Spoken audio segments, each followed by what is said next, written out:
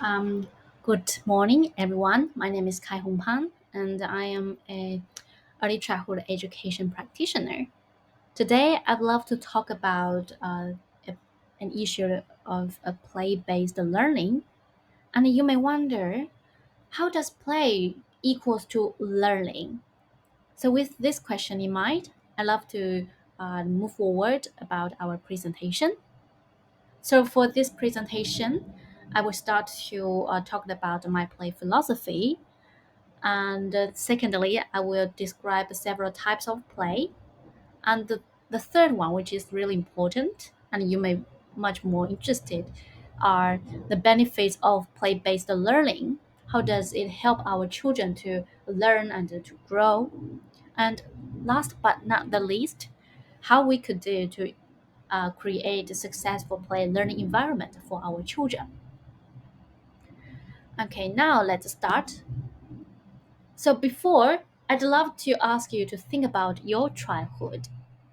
I want to ask, what was your favorite moment when you were a kid? It was time playing with your friends, laughing and having fun, or studying hard in front of your desk, feeling nervous and stressed. I'm sure the question is quite obvious. So, before we dig into more about this concept of play, I want to introduce a foundational theory which is quite resonant with my play philosophy. And he's a figure who was famous in shaping the way we approach early childhood education. His name is Johann Pestalozzi, who were born in Switzerland in the mid 18th century. In fact, he wasn't just an educator, he was a visionary. So, as we move forward, let's dive a bit deeper into his philosophy. So, Pestalozzi emphasized the importance of play in learning. So, I want you to imagine a classroom filled with objects, tools, and materials that children could touch, feel, and manipulate. So, Pestalozzi introduced these tangible elements into the learning environment, believing that children can learn best when they can engage their senses. And now let's talk about the role of the teacher in Pestalozzi philosophy. So instead of being a source of knowledge, he believed that the teacher should become an observer, a guide. Imagine a teacher watching children as they play, explore, and discover, and reflecting how best to help their natural learning processes. In fact, this was quite revolutionary at the time.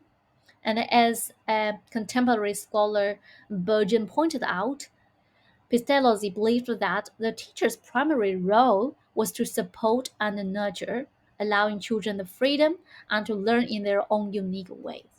And this actually resonated with my play philosophy as well. So let's move on. So you may wonder, what is play then? And as you can see, it's play. Play is quite spontaneous and voluntary, and of course enjoyable. Our children feel happy and have fun when they're doing those activities. And moreover, those play are quite. They don't. Children don't get any rewards from this play. They simply just being happy and just being, just feel like to do these activities. So, play allows children to explore, experiment, and understand the world around them. It is really essential, of course, for the cognitive, physical, social, and emotional development of children. And these areas are also the key aspects that I will talk about in the following presentation. And I want to introduce several play-based learning that you might be familiar with at home. First of all is um, functional play. It is the use of bodily movements with or without objects, such as running, jumping, and manipulating and staking objects, and informal, and also including those informal games without rules.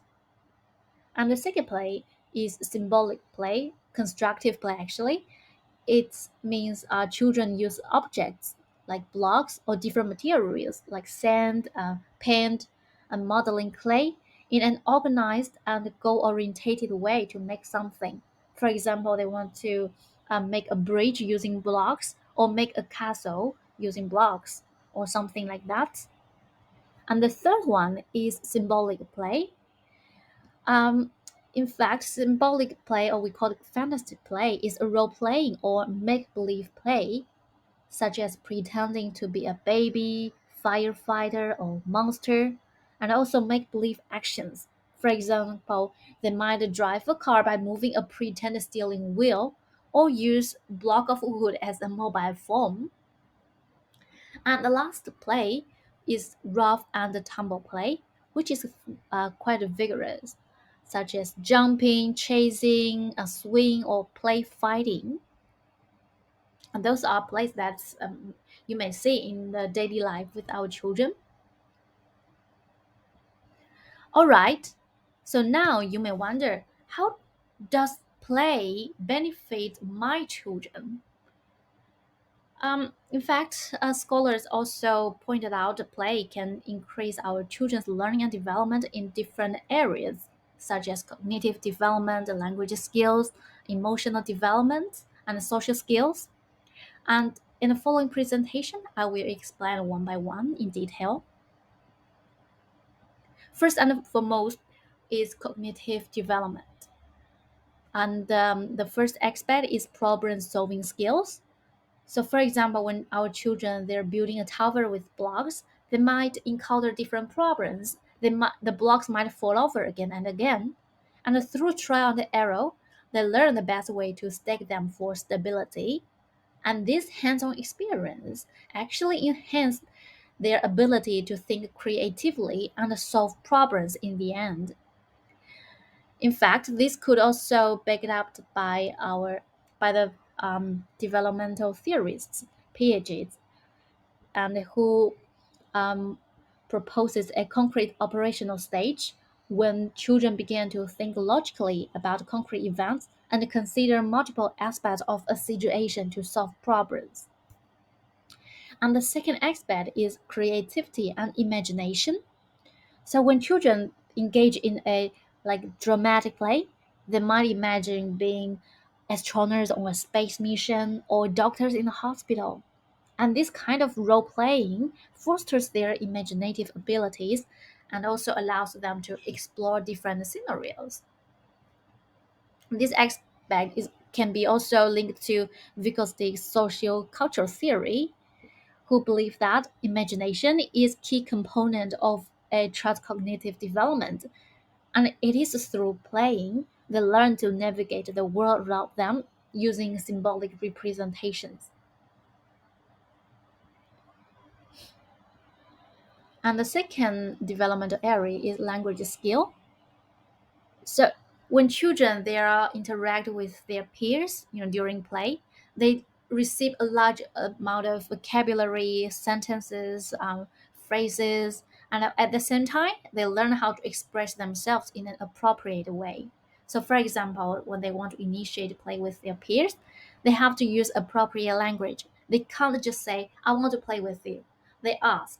They say, "Can I play with you, please?" or something like that in a more polite way. And this could also lead to the next development area that I will address, which is social skills. And social skills include sharing, cooperation, and negotiation. So when children, for example, during group play, they often encounter situations where they must share toys or decide on roles. For example, while playing house, they might negotiate who gets to be the parent or the child, and teaching them the value. It can teach them the value of compromise and cooperation.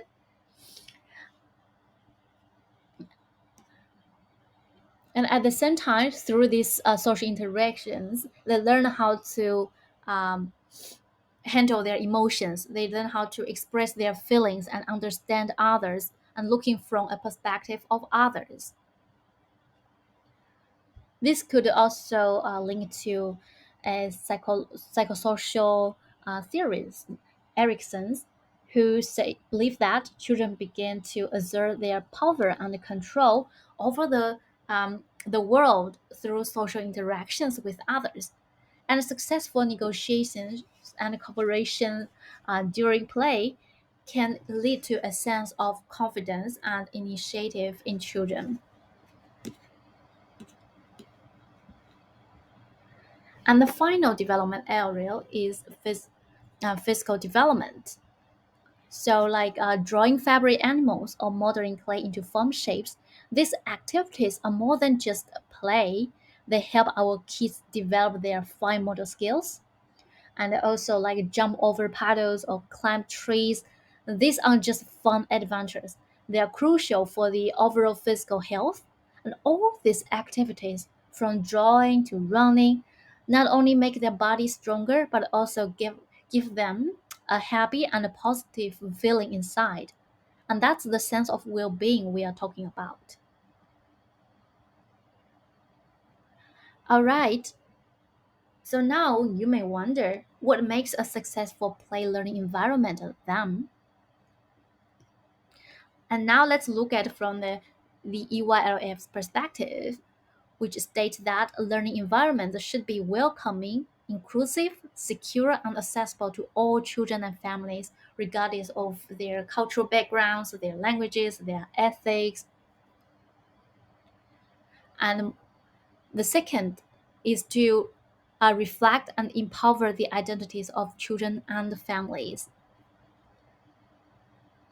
As the National Quality Area 3 addresses, that the physical environment should ensure that it's safe and suitable and provides a rich and diverse range of experience that promotes children's learning and development.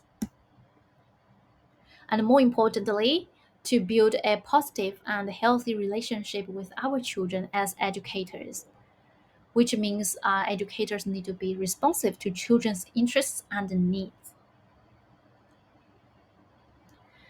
So there are key aspects to make successful play-based learning environment, and as we have talked about, the space need to be vibrant, flexible, and engaging to make children feel welcome, to make them feel interesting that they want to participate in. And the second is to ensure that the space, the learning environment should cater to individual learning capacities and their own learning styles.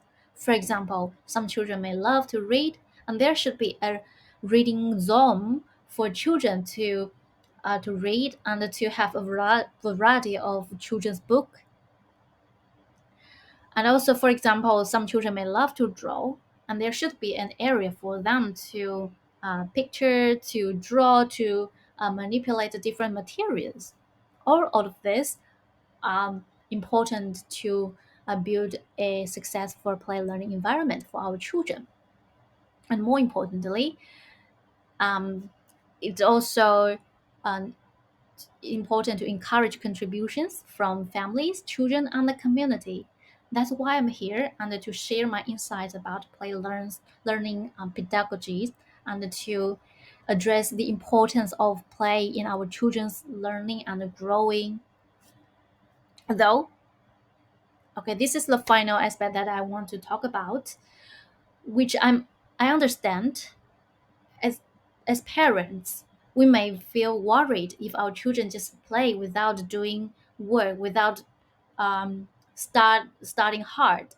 Of course, starting hard is essential, but more importantly, during the age of 3 to 5 years, it's much more important to allow our children to have this happy and free moment that in their life they feel positive, they feel like the world belongs to them. And as parents, we need to be a supporter for that. Secondly, when children they before they enter into school, and before that, through all of these play learning activities, they they actually learn how all of the skills and to build up their mental resilience to so that they are more capable to deal with the stress and the problems in their future they might encounter. So, all in all, parents' support and understanding is crucial in our children's learning and development. And I really appreciate your time and thank you very much.